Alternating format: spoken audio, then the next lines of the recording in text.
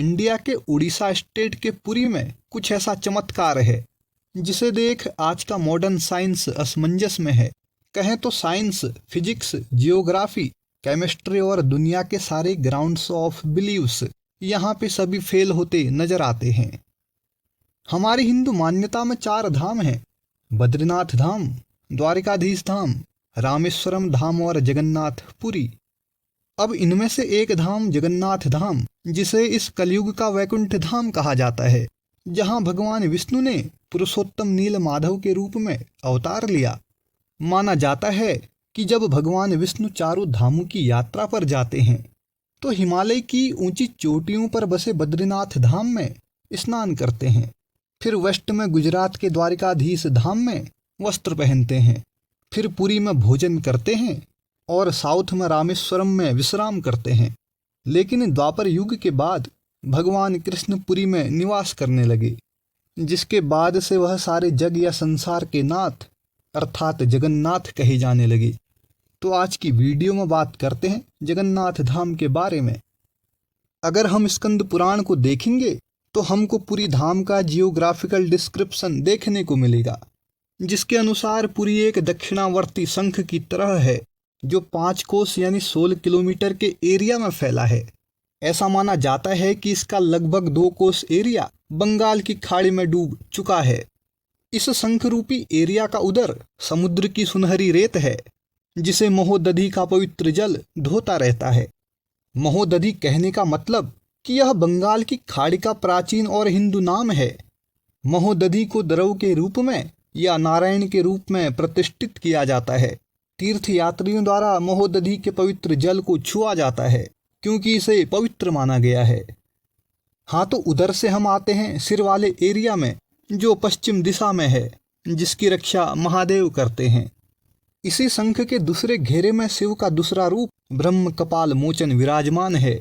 माना गया है कि भगवान ब्रह्मा का एक सिर महादेव की हथेली से चिपक गया था, तभी से यहाँ पर महादेव की ब्रह्म रूप में पूजा करी जाती है।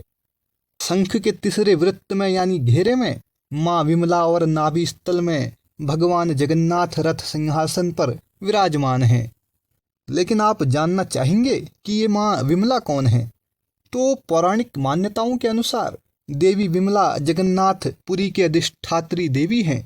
यह उनका तीर्थ क्षेत्र है, जिसमें विमला देवी को माँ सती का आदिशक्ति स्वरूप माना जाता है। भगवान विष्णु उन्हें अपनी बहन मानते हैं। पुरी में जगन्नाथ मंदिर के प्रांगण में स्थित है अति प्राचीन माँ विमला देवी आदिशक्ति पीठ। ऐसा माना गया है कि जब 56 प्रकार के नैवेद्यों यानी भोग या फिर महाप्रसाद को भगवान जगन्नाथ के लिए लगाया जाता है तो वो भी खुद पहले इस भोग को नहीं खा सकते, क्योंकि सबसे पहले यह भोग माँ विमला देवी ग्रहण करती हैं।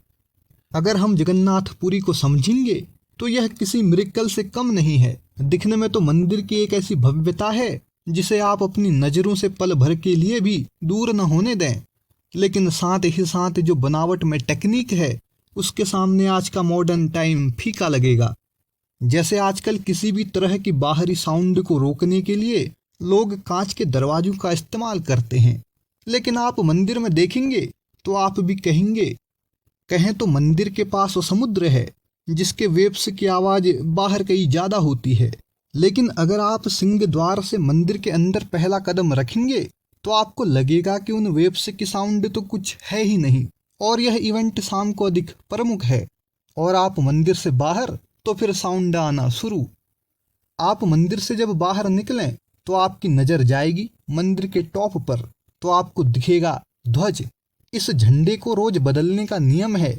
कहें तो यह प्रथा 1800 सालों से चली आ रही है, जिसमें मंदिर के पुजारी मंदिर के टॉप पर चढ़ते हैं और ध्वज को बदलते हैं। ऐसी मान्यता है कि अगर किसी दिन ध्वज को नहीं बदला गया तो मंदिर अगले 18 वर्षों तक बंद कर दिया जाएगा। आमतौर पर कोई भी ध्वज हवा की दिशा में लहराता है, लेकिन यह ध्वज हवा के विपरीत लहराता है। यह फ्लैग एक चक्र के साथ लगा होता है, जिसे सुदर्शन या नील चक्र भी कहा जाता है, जो अष्ट धातु से निर्मित है और 1 टन का है। इस चक्र को पुरी के किसी भी कोने से देखा जा सकता है। किसी भी दिशा से देखेंगे तो ऐसा लगेगा कि इस चक्र का मुंह हमारी ही तरफ है। फिर एक ऐसा ही फैक्ट है महाप्रसादम का, अब बनेगा तो रसोई में ही, और जगन्नाथ मंदिर में स्थित रसोई विश्व की सबसे बड़ी रसोई है, जहां प्रसाद बनाने के लिए 7 बर्तनों को एक के ऊपर एक करके रखा जाता है। आपको हैरानी होगी कि जो पात्र सबसे ऊपर रखा होता है उसमें सबसे पहले प्रसाद बनकर तैयार होता है। कभी ऐसा नहीं होता कि चाहे 10-20 हजार श्रद्धालु आएं या लाखों की संख्या में, कभी भी प्रसाद कम नहीं होता और न कभी वेस्ट होता है। इन सब चीज़ों के अलावा भी एक फैक्ट ऐसा कि हर 12 सालों में भगवान जगन्नाथ, बालभद्र और सुभद्रा की काष्ठ की मूर्तियों का निर्माण दोबारा किया जाता है। काष्ठ कहें तो लकड़ी के लट्ठे। आश्चर्य की बात तो यह रहती है कि नई मूर्तियां बनने के बावजूद भी इनका स्वरूप, आकार, रंग रूप, लंबाई, चौड़ाई सब कुछ एक जैसा ही रहता है। भगवान के दिल को उस मूर्ति में ट्रांसफर्ड किया जाता है, क्योंकि जो उस मूर्ति में ऊर्जा संचारण उपकरण रहता है वह इतनी ऊर्जा संचारित करता है कि वह लकड़ी कहीं न कहीं समय के साथ खत्म होती जाती है। शायद इसलिए दूसरी कास्ट में प्राण प्रतिष्ठा करी जाती है। इसे बदलने का तरीका भी इसी तरह इंटरेस्टिंग है कि भगवान श्री कृष्ण का हृदय, जिसे ब्रह्म पदार्थ भी कहा जाता है, जब 12 साल बाद मूर्तियों को बदला जाता है तो पूरे शहर में अंधेरा कर दिया जाता है। पूरे शहर की बिजली बंद कर दी जाती है, मंदिर में भी अंधेरा किया जाता है। इस दिन किसी को भी मंदिर में आने की अनुमति नहीं होती। चारों तरफ जवानों के द्वारा सुरक्षा करी जाती है। फिर एक गुप्त अनुष्ठान नव कलेवर किया जाता है। फिर चुनिंदा पुजारियों की आंखों पर रेशम की पट्टियां बांधी जाती हैं। फिर निकाला जाता है पुरानी मूर्ति से ब्रह्म पदार्थ, जिसको आज तक किसी ने नहीं देखा, और नई बनी मूर्तियों में सावधानी पूर्वक स्थापित कर दिया जाता है। माना गया है कि इस पदार्थ में इतनी ऊर्जा है कि इसको देखने वाला व्यक्ति अंधा हो सकता है, मर भी सकता है। इस ब्रह्म पदार्थ को स्थानांतरित कर चुके पुजारियों का अनुभव यह कहता है कि मानो वो किसी जीवित चीज को हाथों में ले रहे हैं। वह पदार्थ किसी खरगोश की तरह फुदकता रहता है। आपको यह जानकर भी आश्चर्य होगा कि जैसे हर किसी चीज की एक परछाई होती है, जब कभी भी धूप या किसी भी चीज की रोशनी किसी पे भी पड़ती है तो उसकी परछाई बन जाती है। परंतु जगन्नाथ मंदिर की संरचना ऐसी है कि यहाँ पर दिन के किसी भी टाइम छाया नहीं होती। यह मंदिर दुनिया का सबसे भव्य और ऊंचा मंदिर है, जो 4 लाख स्क्वायर फुट के एरिया में फैला है, जिसकी ऊंचाई लगभग 214 फुट है। मंदिर के पास खड़े रहकर इसका गुंबद देख पाना असंभव है। मंदिर के गुंबद में धूप पड़ने के बावजूद भी इसकी कोई परछाई नहीं बनती, कभी भी नहीं। जहां से एक बात नजर में आती है कि हमारे पूर्वज कितने बड़े इंजीनियर रहे होंगे, यह इस एक मंदिर के उदाहरण से समझा जा सकता है।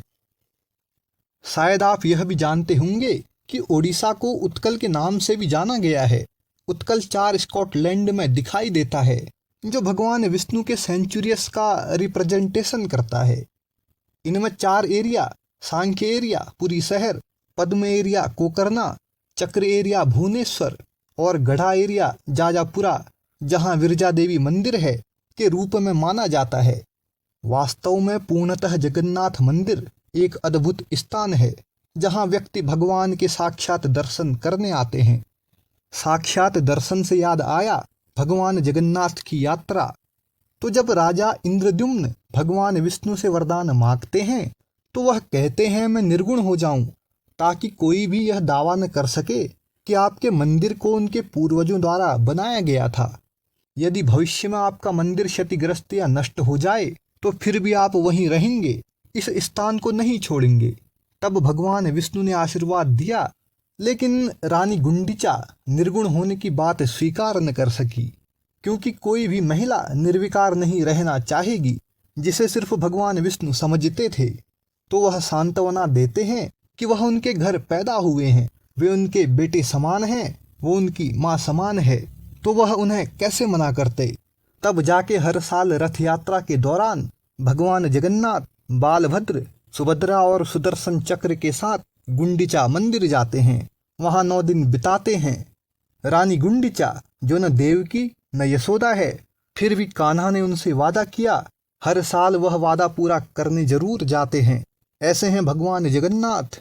जो अपने भक्तों की देखभाल के लिए बिना पलकों के अपनी आंखें हमेशा खुली रखते हैं। तो आज की वीडियो में बस इतना ही। मिलते हैं आपसे अगली वीडियो में, तब तक के लिए धन्यवाद।